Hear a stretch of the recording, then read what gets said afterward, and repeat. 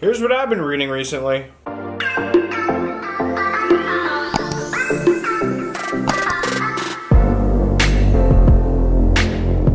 Alright guys, welcome back to my channel. I am Zach with Zacks Books, and today I've got for you another recent reads. So I've been reading a few authors lately that are a little bit newer. I'm really trying to stick to my May TBR list, and two of these books, one of them was on it. One of them was on this one. So we got rid of one.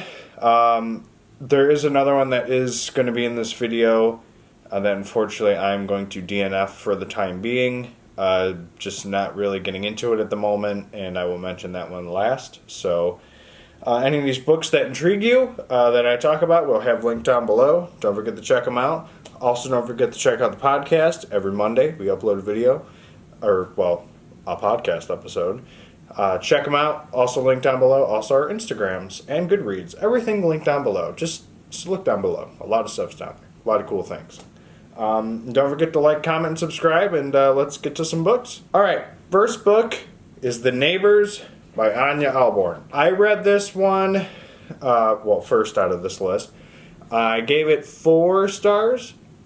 4.5. So there's 4 or 4.5. It's about this guy who moves in with this old, I think it was a high school friend. This kid idolized him, and they moved in together, and you know, the guy's place is really beat up and kind of crappy looking. The new guy kind of fixes it up, and then the one guy meets the neighbors, this older couple, and the one friend is kind of warning him hey, be careful going over there, they're kind of weird. And on the other hand, the other family is kind of saying the same thing about his friend. And then he kind of gets this sexual relationship type thing with the woman next door. The husband doesn't like it. A whole bunch of weird stuff happens, but the plot twist is really solid. I don't remember when it quite happens, but it's within the last 50 pages or so. It's a big plot twist. Really like it, and I actually did enjoy the ending. It was really solid. Another good Anya Alborn book. I do really recommend this one, so please check it out. It's a good one. It's also a short one too, so it's not super long. Actually just got one the other day that's actually pretty thick. So, but this is a really good book. Really enjoyed the story. Give it a read. The Neighbors. Next up is one of the books from my TBR, and that is Guess Who by Chris McGeorge. If you want to check out that video, we'll have that linked up here. Really cool video. A lot of books that I'm going to talk about. This book was the Danielle Thriller pick of the month. And like I said, normally she'll pick a book that none of us really have heard of. Or we'll just kind of read the blurb on the inside. Or, on the front too. It says, 1 room, 5 suspects, 3 hours to find a killer. It's a really solid story. It was really cool. It had some good twists. I gave this 4.5 stars. The only reason why I got knocked for that half star is there was just one random twist towards the end that they threw in that I didn't think was necessary, because I had kind of... Okay, so more of the plot. So what happens is there's 5 suspects, and one of them is a famous detective kind of person, and there's a guy who's surveillancing them on a TV. They're in this hotel room. There's a plot twist with that. I'm not gonna say it.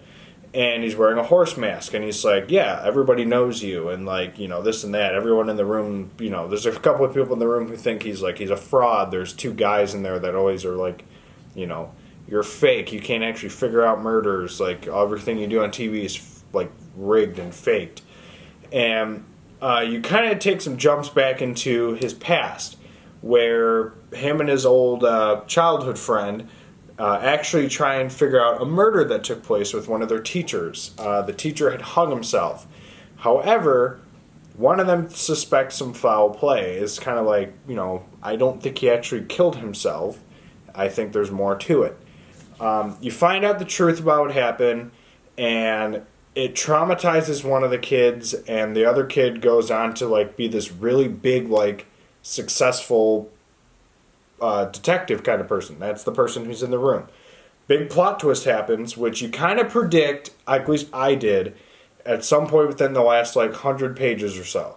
you're kind of like, okay, that's definitely where it's going. That is where it should have ended. That is where it should have gone. That would have given me the 5 stars. However, they threw in another random twist where there's like an accomplice, and that just made 0 sense. And they tried throwing in another backstory with it, like, yeah, we have some sort of connection too. I didn't like it. It didn't make sense. So that's why it got knocked the half star. But it is a very solid story. Really enjoyed it. It's a nice thriller. It's just a good book. I really recommend it. Chris McGeorge, first time I've read one of his books. If you've listened to the podcast episode with the May TBR or watched the May TBR video, you know that I really botched the hell out of his name. But yes, Chris McGeorge, not George McChris. Yes, very good book. Really enjoyed it. 4.5 stars. I'd read it. It's a good book. All right. The second book that ended up being on my May TBR that I started to read was Lord of the Flies, which is a book that a lot of people talk about. It's like a high school read book. Everybody knows about it, you know, but it's an island. A plane crashes. It's like an island of boys. I read the first chapter and I just really can't get into it. Obviously, it's kind of gonna be like Ghost Story by Peter Straub for me, where I will pick it up again eventually. But for right now, after the first chapter, I kind of got into like a little bit of a slump with it, and I just really couldn't pick it back up. I'm not fully blaming the author or anything, or the narrator. Unfortunately, it is kind of draggy sounding on the audio book that we have for it. So, but it's, I don't know. It's whatever. Right now, I'm just gonna take a pause with it, and then we'll pick it up later eventually. And for right now, I'm not declaring it a complete DNF, but for right now, I am semi-DNFing it. I think that's what I want to say. I'm not reading it right now. And the last one that's going to be part of this is a Stephen King book. Yay. I finally decided to read Night Shift, which is his first short story collection. Overall, I think I originally said 4 stars. There were a couple of stories in here that were very subpar. There's something about, what was it? Strawberry Spring. I didn't even know what the hell was going on in that story. And Night Surf really was stupid. Jerusalem's Lot was actually not that good either. Danielle made like a little spreadsheet of like all the stories and my star ratings for them, which we'll put here or here. It'll be on one of my sides if you wanted to take a look at it. But otherwise, I do have like a little thing in front of me that I'm trying to look off of too. There were some subpar books or collection stories in this. However, there were some really good ones. Graveyard Shift, I gave 5 stars. The Boogeyman, I gave 5 stars. Battleground, which is it's actually kind of a funny story, and I gave it 4.5 stars. Critters Inc. was a good one. The Mangler. Children of the Corn was another really good one. There's a lot of really good ones in this, and I loved a good chunk of them. So, in all honesty, I'm not going to give this 5 stars, but I think it deserves a little more than 4, so I'm going to do 4.5, just because those other stories were too short to even like be a story. Like Night Surf was like 8 pages. And Strawberry Spring sucked. It was a couple of pages. Didn't even understand the plot of it. The Man Who Loved Flowers, that was another one. I didn't get the point of it. So, but overall, really solid book. Had really great stories in it. I will be eventually trying to do all of his short story collections, and then I will try and do like a comparison video between them all, but it is going to take some time. I know Nightmares and Dreamscapes is like 700 pages. There's a lot of them that are really long. I've already gotten a good chunk of Skeleton Crew done, so maybe that'll be the next one I do. Let me know what you think down in the comments. What should be my next short story collection? You know, I've done a couple of them already, but let me know what you think down in the comments. What's another Stephen King short story collection that you would like me to read, and let you know what I think about it. Until then, this one is complete. There you have Night Shift. Alright, so here you have what I've been reading recently. Obviously, Lord of the Flies is not in the stack because I did not finish it. But yes, The Neighbors, really good book. Guess Who, really good book. And Night Shift, phenomenal book. All of these will be linked down below if you want to take a look at them. We'll also include Lord of the Flies if you want.